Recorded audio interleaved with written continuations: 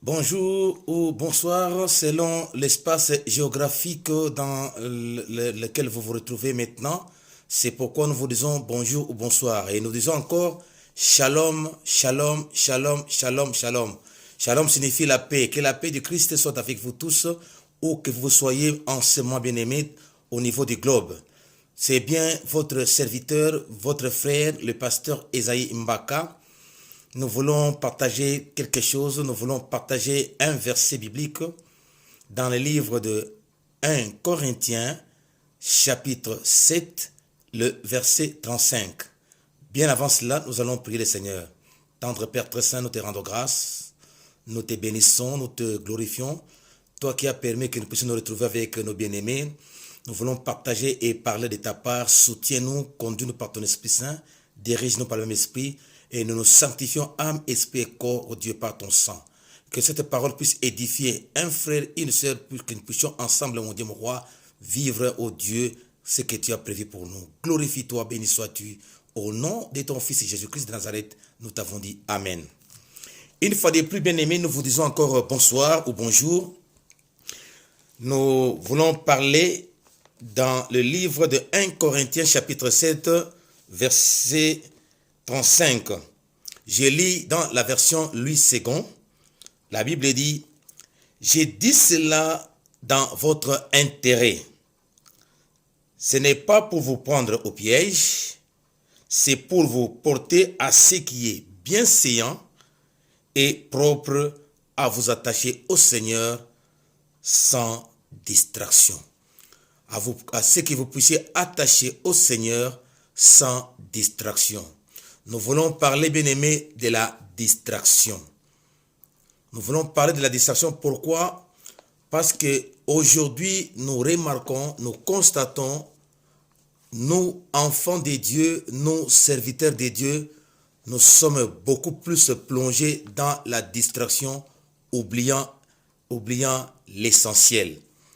Par distraction, bien-aimés, on entend que c'est un nom féminin selon le dictionnaire français Larousse de 2011 qui nous dit ceci.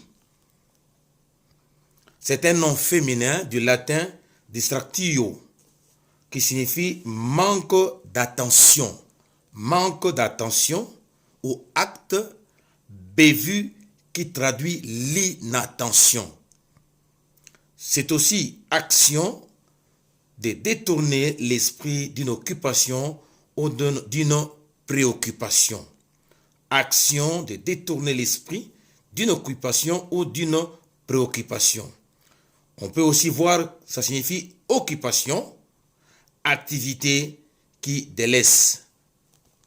Bien-aimés dans le Seigneur, nous venons de lire dans le livre de 1 Corinthiens que nous puissions nous attacher au Seigneur sans distraction.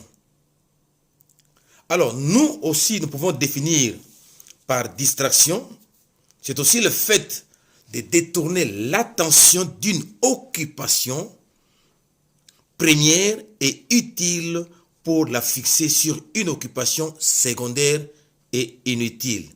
Occupation première et utile, occupation première et utile pour la fixer sur une occupation secondaire et inutile. Donc c'est ça la distraction. Nous pouvons aussi dire que la distraction c'est aussi une occupation, une activité, un moment qui permet à l'homme de se détendre, de se reposer ou de reposer son esprit et de récupérer des forces pour continuer à travailler. Alors, aujourd'hui, beaucoup d'enfants de Dieu, beaucoup de serviteurs de Dieu ne savent plus distinguer l'essentiel de ce qui est moins essentiel. Aujourd'hui, beaucoup d'enfants de Dieu n'arrivent plus ou n'arrivent pas à distinguer ce qui est principal du secondaire, ce qui est utile de l'inutile. Non, notre étude ici, notre partage aujourd'hui, aimé, c'est pour que nous puissions parvenir à voir ce qui est, ou à distinguer ce qui est utile de ce qui ne l'est pas. Alors, Lorsqu'on quitte la préoccupation ou l'occupation utile, principale, on se détourne de cela et on va vers une occupation qui est inutile, eh bien c'est en ces moments-là qu'on parle de la distraction. Or, notre occupation première, c'est de rechercher le royaume des cieux. Notre occupation première, c'est de chercher la face de Dieu. Notre occupation première, c'est de gagner les âmes. Notre occupation première, c'est de bien conserver ce que Dieu nous a donné. Dieu nous a donné le travail. Dieu nous a donné les études. Dieu nous a donné le mariage. Dieu nous a donné la vie spirituelle. Mais on se détourne de ces choses-là. On va vers l'inutile. On va vers ce qui est moins important, ce qui n'édifie pas, ce qui ne construit pas. Et aujourd'hui, beaucoup d'enfants de Dieu se focalisent à des choses inutiles, oubliant l'essentiel.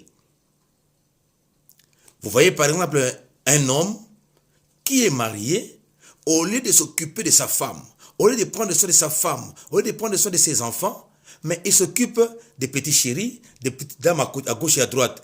C'est de la pure distraction. Aujourd'hui, même dans les églises, au lieu de suivre l'essentiel, de venir louer Dieu, de venir adorer Dieu, de venir glorifier le Seigneur, de venir chercher la face du Seigneur, de venir entendre la parole de Dieu, mais nous voyons, nous constatons des gens qui viennent à l'église, qui s'occupent, qui s'attachent à des futilités, cherchant à savoir ou à voir ce que l'autre a, ce que l'autre est, ce que l'autre porte. Et pourtant, l'essentiel était que nous puissions chercher la face du Seigneur, que nous puissions prier Dieu, que nous puissions demander à Dieu qu'il puisse nous parler, qu'il puisse nous enseigner, qu'il puisse nous montrer ce que nous devons faire. C'est ça l'essentiel, c'est ça le principal. Nous constatons aujourd'hui, beaucoup ont trouvé le travail. Et le travail, au lieu de se concentrer, de se focaliser à ce qu'il était venu chercher au travail, travailler pour gagner son pain, mais nous voyons la personne ou des gens, au lieu de travailler, commencent à s'occuper des autres, commencent à chercher à créer des problèmes aux autres, commencent à chercher à savoir ce que les autres ont, ce que les autres font, oubliant justement l'essentiel ou le principal, c'était de venir travailler et gagner son pain. Mais on commence à s'intéresser des problèmes des autres, on commence à s'intéresser des choses des autres et oubliant l'essentiel. Et voilà, comme conséquence, on risque de perdre l'emploi. Et après demain, on commence à dire que voilà, Seigneur, donne-moi le travail, et pourtant Dieu a donné le travail. Ou alors, Seigneur, donne-moi le mariage, et pourtant Dieu a donné le mariage. Nous voyons aussi des femmes aussi. Au lieu de s'occuper pleinement de leur mari, au lieu de chercher à aider leur mari, à soutenir, à assister leur mari, mais ils se donnent le temps, ou beaucoup de temps, beaucoup d'énergie vers l'extérieur de la maison ou du foyer.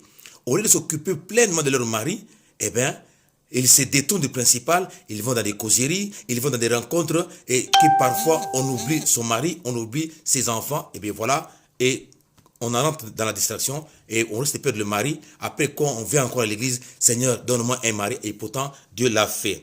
Bien aimé, la distraction, bien aimé, notre enseignement, bien aimé, se porte beaucoup plus dans la distraction non saine. Nous, enfants de Dieu, nous devons nous distraire, c'est vrai, des distractions qui peuvent nous permettre de nous reposer, de nous reconstituer, qui peuvent nous permettre de récupérer un peu afin de pouvoir bien travailler. Mais malheureusement aujourd'hui, les enfants de Dieu, des serviteurs de Dieu, des servants de Dieu, ils se détournent, ils vont ailleurs, ils font d'autres choses alors que Dieu nous a appelés de le servir. Nous voyons aujourd'hui des hommes de Dieu qui se querellent à gauche et à droite, qui se jettent des pics à gauche et à droite, au lieu de se concentrer dans son ministère, de chercher la face de Dieu, de chercher à comprendre qu'est-ce que Dieu veut pour son ministère, pour que son ministère puisse croître, mais ils commencent à dénigrer les autres, à critiquer les autres serviteurs de Dieu, à voir ce que les autres serviteurs de Dieu font, et ils cherchent maintenant à dire n'importe quoi ou à faire n'importe quoi. Ça, c'est une perte de temps, ça, c'est de la distraction. Qu'est-ce que Dieu t'a appelé? En quoi est-ce que Dieu t'a appelé? Dieu m'a appelé. Dieu m'a appelé pour encadrer les brebis du Seigneur. Dieu m'a appelé pour enseigner. Dieu m'a appelé pour donner le message de la part du Seigneur. Mais voilà, on se dérobe du rôle que Dieu nous a donné, on se focalise à d'autres choses. On regarde ce que les autres font, on cherche à imiter les autres, on cherche à copier les autres exactement ce qu'ils font. Et pourtant, nous avons l'essentiel, c'est de lire la parole de Dieu, c'est d'enseigner le peuple de Dieu, c'est d'encadrer les enfants de Dieu, c'est de prier Dieu pour que Dieu nous parle, afin que nos ministères aillent de l'avant, afin que le peuple de Dieu soit édifié. Aujourd'hui, beaucoup d'enfants de Dieu, ils dépensent beaucoup de temps dans des futilités, en regardant les réseaux sociaux. Ce n'est pas mauvais de suivre les réseaux sociaux, mais on donne beaucoup plus de temps dans les réseaux sociaux qu'au Seigneur. Et si nous regardons très bien les images qui se passent à travers les réseaux sociaux, les enfants de Dieu dépensent beaucoup de temps, dépensent beaucoup d'énergie, dépensent beaucoup de choses dans ces réseaux sociaux, mais très peu de temps ils se donnent au Seigneur. Très peu de temps, ils se donnent une discipline spirituelle pour bien faire le travail de Dieu. Malheureusement aujourd'hui, bien-aimés, c'est ce que nous constatons. On va à l'église, au lieu de chercher à comprendre qu'est-ce que Dieu veut, quelle est la volonté du Seigneur, qu'est-ce que Dieu nous a prêché aujourd'hui, qu'est-ce que Dieu veut que nous puissions faire aujourd'hui. Malheureusement, on fait autre chose, on entend beaucoup de choses. Malheureusement, on n'entend rien de ce qui est de Dieu. À la sortie, quand on demande qu'est-ce qu'on avait prêché, on se dit, bon, il avait bien prêché, elle avait bien prêché. Oui, mais il avait bien prêché. C'était quoi le message? Rien du tout. Pourquoi? Parce qu'on était dans la distraction. Aujourd'hui, le monde nous présente des choses. Aujourd'hui, le monde nous présente beaucoup de choses qui nous attirent.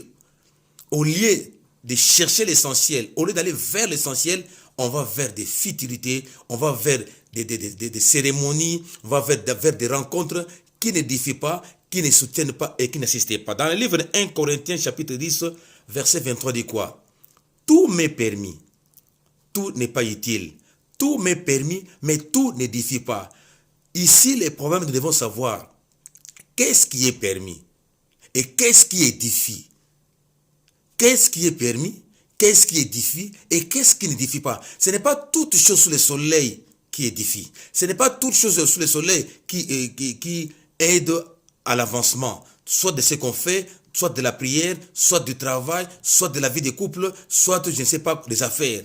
Qu'est-ce qui édifie? Qu'est-ce qui glorifie le Seigneur? On oublie l'essentiel, on oublie ce qui est bon, on oublie ce qui est bien séant, mais on fait des choses qui ne glorifient même pas le Seigneur. Et fin de compte, on a des conséquences parfois très graves, des conséquences néfastes. Combien de couples se sont disloqués aujourd'hui à cause justement de la distraction?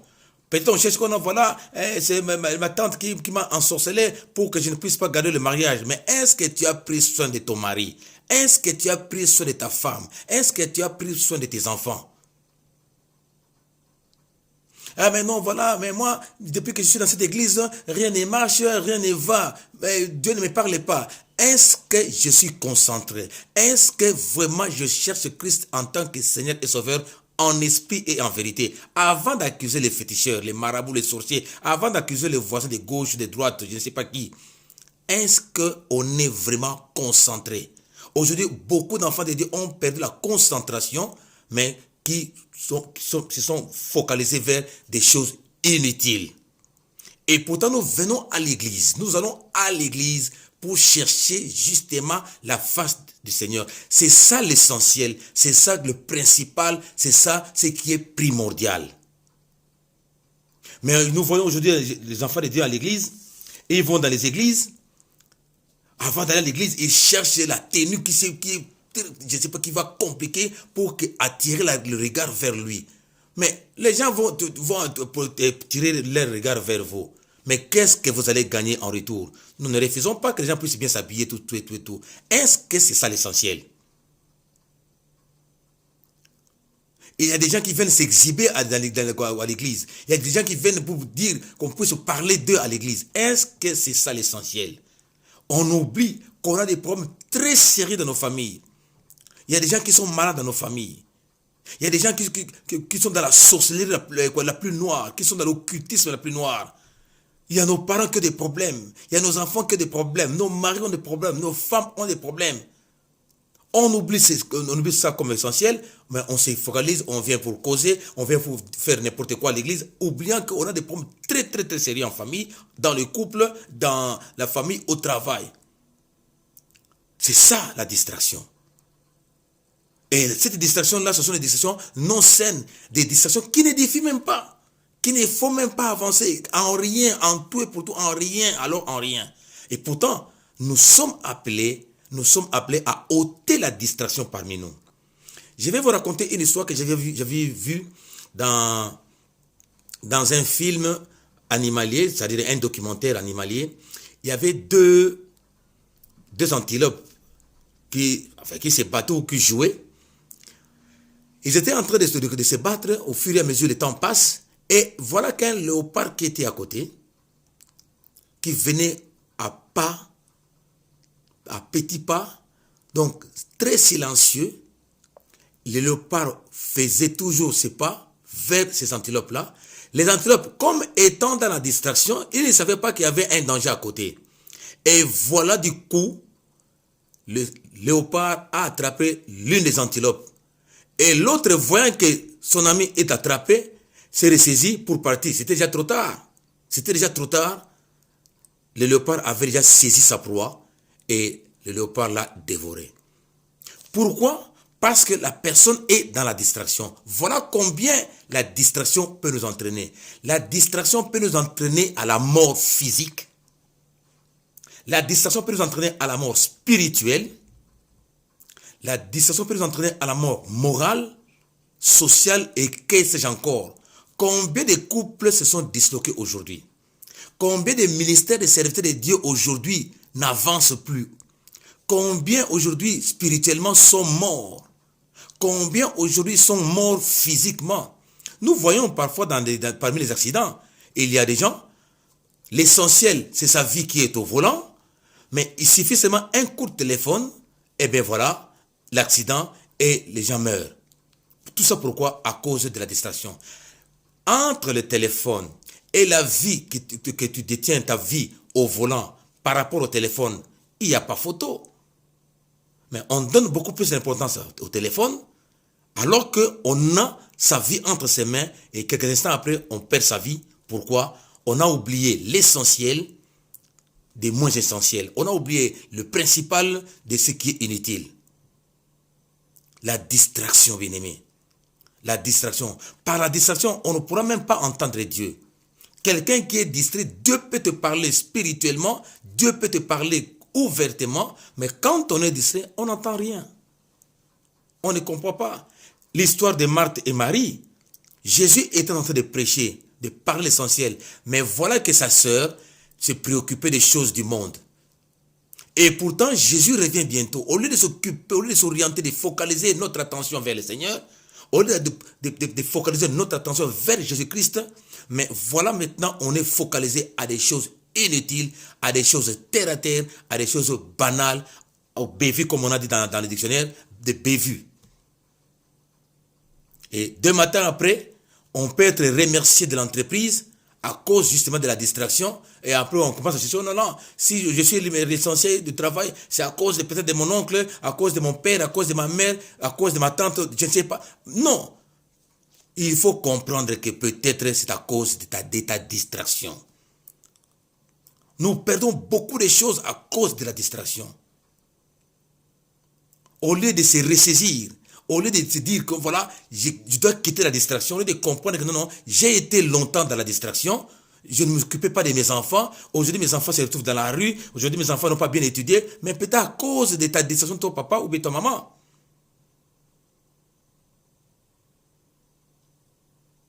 Bien-aimé, la distraction conduit à la mort. La distraction peut entraîner aux enfants de Dieu d'entrer en enfer. Parce que quand on est distrait et que l'ennemi vient frapper, et alors qu'on se retrouve dans la distraction, bien aimé, la voie est connue. La voie est connue, c'est l'enfer. C'est pourquoi la distraction peut nous empêcher d'entrer dans le royaume de Dieu. C'est pourquoi Jésus-Christ a dit dans le livre de 1 Corinthiens, nous réalisons, j'ai dit cela pour votre intérêt, pour notre intérêt, pour notre bien, d'être concentré. C'est pour notre bien. de chercher à comprendre ce qui est essentiel, de chercher à saisir ce qui est important et de ce qui ne l'est pas. Ce n'est pas pour vous prendre au piège. Non, bien-aimé, ce n'est pas un traquenard. Mais c'est juste, bien-aimé, que nous puissions quitter justement la distraction. Aller vers l'essentiel, aller vers l'objectif. Le but, c'est d'atteindre le royaume des cieux. Le but, que mon mariage soit consolidé. Le but, que je puisse garder mon travail. Le but, que je puisse terminer mes études. Le but, c'est pour que je puisse connaître Dieu et que mon ministère puisse aller de l'avant. C'est pourquoi nous devons ôter la distraction parmi nous. La Bible dit ceci.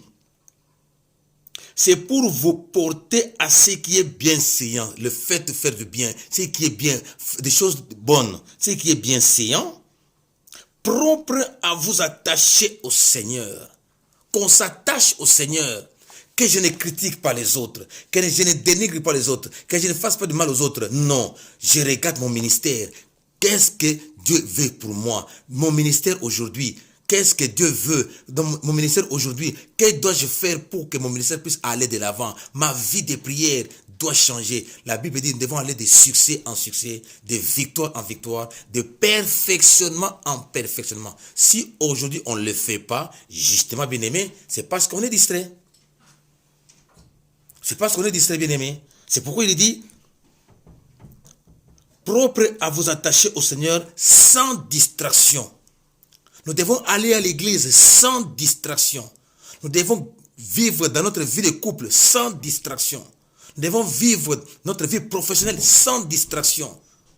Nous devons vivre notre vie sociale et estudiantine, tout ça, qu'est-ce que j'ai encore, mais sans distraction. Parce que quand on est concentré, on ira de l'avant. Quand on est concentré, on ira très loin. Quand on est concentré, bien aimé, on fera des exploits, on fera des grandes choses.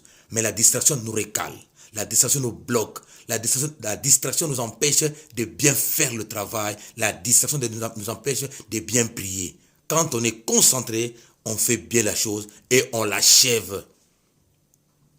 Ici, bien aimé, Dieu veut de te dire que nous devons bien faire les choses, bien faire la part des choses, bien catégoriser les choses. Qu'est-ce qui est primordial, qu'est-ce qui ne l'est pas? Qu'est-ce qui est essentiel, qu'est-ce qui est moins essentiel? Qu'est-ce qui est bon, qu'est-ce qui ne l'est pas? Qu'est-ce qui est bien, qu'est-ce qui ne l'est pas? Tout m'est permis, mais tout n'est pas utile. Tout m'est permis, tout n'édifie pas. Voilà, bien-aimés dans le Seigneur, que Dieu nous bénisse très très abondamment. C'était bien votre frère, le pasteur Esaïe Mbaka, votre serviteur. Priez pour moi, priez pour que Dieu nous donne des moyens pour notre chaîne, afin que nous puissions bien faire le travail, bien-aimés. Aidez-nous, surtout dans vos prières. Que Dieu vous bénisse très très abondamment. À la prochaine, si Dieu le veut. Bye. Shalom, shalom à vous tous. Au revoir.